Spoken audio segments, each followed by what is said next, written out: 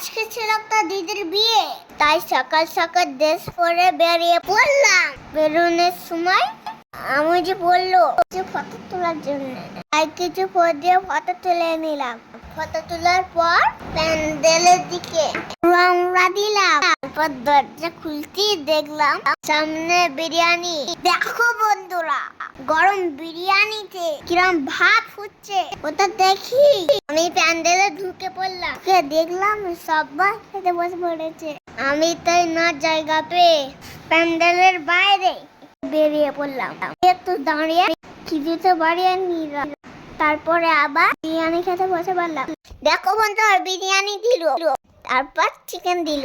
তো একটুখানি চিকেন নিলাম, তারপর রাইস নিলাম, তারপর একটু পেঁয়াজ, একটু আলু, তারপর বিরিয়ানিটা মুখে ভরে নিলাম। তারপরে নাইস কি টেস্ট।